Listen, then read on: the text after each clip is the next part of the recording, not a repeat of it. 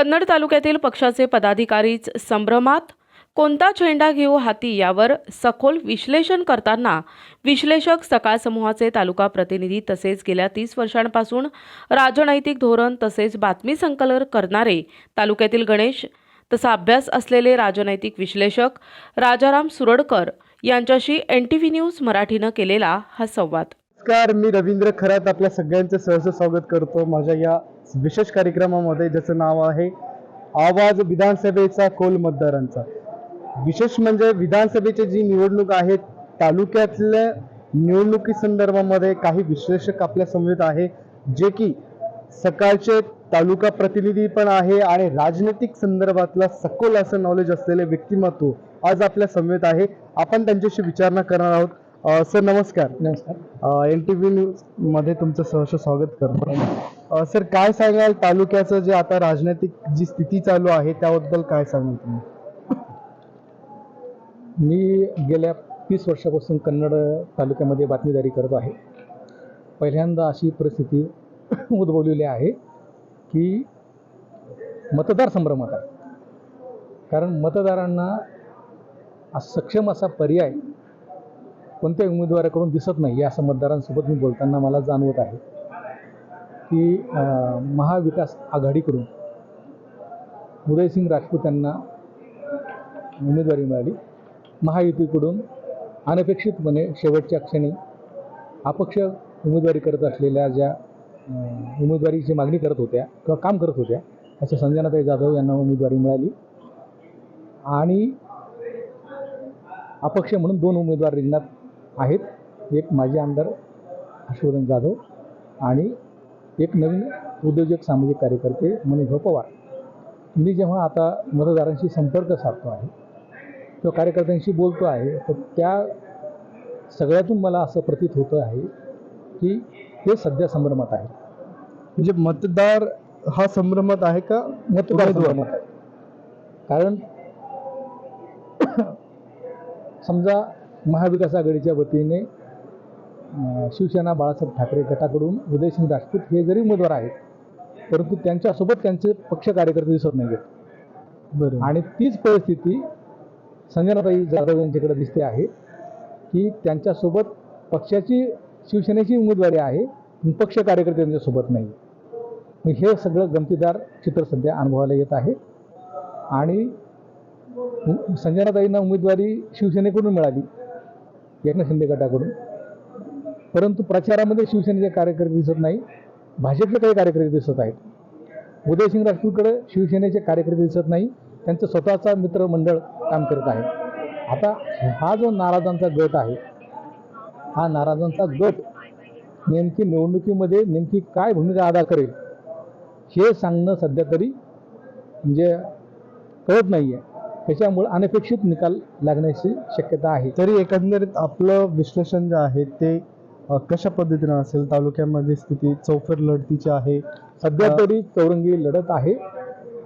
आणि याच्यामध्ये मला सुरुवातीला असं वाटत होतं की जरांगे फॅक्टर इथे प्रभावी राहील, कारण सामाजिक सोशल समीकरणं बघता 3 उमेदवार मराठा समाजाचे आणि 1 उमेदवार OBC समाजाचा असं चित्र असल्यामुळं कदाचित खूप मोठ्या प्रमाणात ध्रुवीकरण होईल असा कयास काही लोकांचा होता. त्याला छेद जाताना मला दिसत आहे. कारण हे सामाजिक समीकरणंसुद्धा यावेळेस मोडीत निघून कोणत्या पक्षात काम करेल ह्या 4 दिवसामध्ये स्पष्ट होईल. म्हणजे जे सामाजिक समीकरणामध्ये उदयसिंग राजपूत भारी भरेल किंवा जास्त मताधिक्य घेईल असं चित्र सुरुवातीला वाटत होतं. ते चित्र मतदारांशी बोलल्यानंतर लक्षात येत आहे की आता जातीवर नाही, माणूस बघून, काम बघून मतदार निर्णय घेण्याची शक्यता आहे. का वाटतं एकंदरीत जरी आपण बघितलं तर जे मागील कार्यकाळामध्ये ज्यांनी आमदारकी भोगलेली आहे असे व्यक्तिमत्व आता सध्या पण रिंगणामध्ये आहे. आणि मागे जे होते हर्षवर्धन जाधव, ज्यांचं नाव आम्ही ज्यावेळेस फील्डला जातो तर वारंवार त्यांचंही नाव होतं, पण काही संभ्रमामध्ये मतदार अजूनही आहेत. ठीक आहे. आणि त्यांचे जे कार्यकर्ते आहे आता सध्या कार्यकर्त्यांना कळत नाही की कोणत्या पक्षात जावं आणि कसं करावं. नाही, सगळे कार्यकर्ते आता उमेदवारी जाहीर झाल्यानंतर पांगलेले दिसत आहेत. म्हणजे जे कार्यकर्ते दिसायचे की उदाहरणार्थ की उदयसिंग राजपूत यांच्याकडे जे कार्यकर्ते दिसायचे ते आता दुसऱ्या पक्षात दिसत आहेत.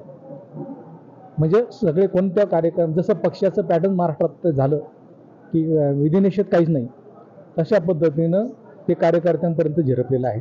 एकंदरीत जे आता जे रिंगणात उतरलेले जे उमेदवार आहे यांना जसं पक्षाचं आलिंगन असतं, वर्तुळ असतं किंवा सपोर्ट असतं, असं काही दिसून येत नाही का चित्र? नाही, पक्षाची उमेदवारी आणली त्यांनी. म्हणजे संजनाताईंनी पक्षाची उमेदवारी आणली, उदय भाऊंनी आणली, परंतु त्यांचे कार्यकर्ते त्यांच्यासोबत नाही आहेत. हे अधोरेखित करावं लागेल आपल्याला. कारण म्हणजे जेव्हा बंडखोरी झाली महाराष्ट्रामध्ये त्यावेळेस उदयसिंग राजपूत यांनी पक्षासोबत राहण्याचा निर्णय घेतला. त्यावेळेस मला वाटलं होतं की त्यांची सहानुभूती प्रचंड प्रमाणात त्यांना पक्षाची आणि जनतेची मिळेल, परंतु लोकसभा निवडणुकीमध्ये धक्कादायक निकाल लागला. म्हणजे मतदारसुद्धा तत्वाच्या बाजूने जाताना दिसत नाही आणि लोकसभेमध्ये महायुतीच्या उमेदवाराला अनपेक्षित यश मिळालं. त्याच्यामुळे उदयसिंग राजपूत यांच्या समोर डोक्याची घंटा सुरू झाली. त्यानंतर त्यांनी ते डॅमेज सुधारायला हवं होतं. त्यांच्या निष्ठावंत कार्यकर्त्यांना सोबत न घेता त्यांनी प्रचाराला एकाकी सुरुवात केलेली आहे. तोच पॅटर्न संजनाताईचा दिसतो आहे मतदारांशी बोलल्यानंतर, कार्यकर्त्यांशी बोलल्यानंतर. उदाहरणार्थ शिवसेनेचे तालुका प्रमुख केतन काजे यांच्या कार्यकर्त्यांशी मी जेव्हा बोललो त्यावेळेस त्यांना पक्षातून जे निलंबित करण्यात आलं त्यामुळं कार्यकर्त्यांमध्ये, सामान्य कार्यकर्त्यांमध्ये केतन काजे यांच्याबद्दल सहानुभूती दिसून आली की ह्या पद्धतीनं निष्ठावंत कार्यकर्त्याला डावलून पक्षातून काढून काय साध्य करायचं आहे पक्षाला. तर ह्या सगळ्या गुंतागुंतीमध्ये मतदार अखेरच्या टप्प्यामध्ये काय भूमिका घेईल हे आश्चर्यकारक ठरणार आहे आणि जो काही निकाल लागणार आहे तो अतिशय निसटता पराभव, निसटता विजय अशा स्वरूपाचा लागण्याची शक्यता आहे. काय वाटतं सर, एकंदरीत आता पक्षाचं लिंगन नसलेले व्यक्तीच पुढे येणार की कसं? नाही, काहीही होऊ शकतं या तालुक्यामध्ये. कारण 2 तुल्यबळ उमेदवार अपक्ष मैदानात आलेले आहेत. एक हर्षवर्धन जाधव आहेत, त्यांचा दांडगा जनसंपर्क आहे आणि तरुण मराठा युवकांमध्ये त्यांची क्रेज दिसते आहे. पर्याय, सक्षम पर्याय मतदारांना आता मनोज पवार यांच्या रूपाने दिसत आहे लोकांना. एक शेतकऱ्याचा मुलगा ज्याने बाजार समितीमध्ये हमाली केलेली आहे एकेकाळी, तो या सगळ्या तगड्या व्यवस्थेला आव्हान देत उभा राहिलेला आहे आणि त्याच्यामुळं मतदारांना तिसराही पर्याय आता उपलब्ध झालेला आहे आणि या 4-5 दिवसामध्ये मतदार आपापले मतांचं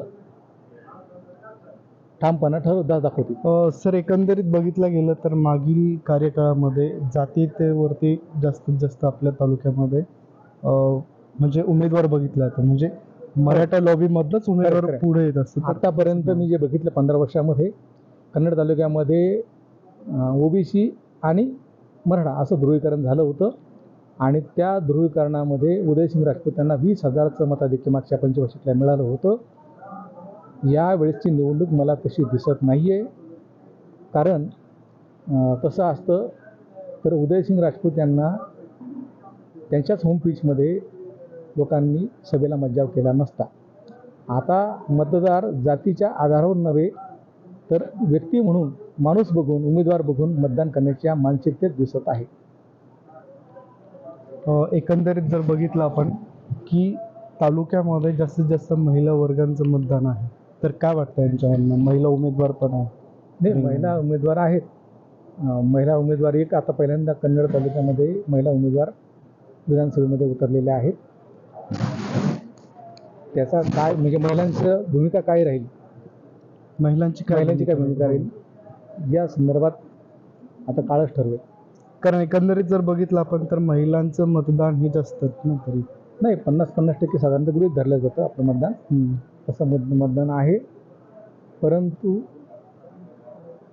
त्या भरोशावर, कारण साधारणतः निर्णय जो घेतो तो पुरुष कार्यकर्ता घेतो आणि त्या ठिकाणी तिकडे कल ठरतो. एकंदरीत काय वाटतं सर की एकंदरीत ह्या ज्या महिला आहे ज्यांना ज्या योजना मिळाल्या, त्या लाडकी बहीण असेल किंवा काय असेल, तर एकंदरीत हा फायदा होऊ शकतो का कुठं?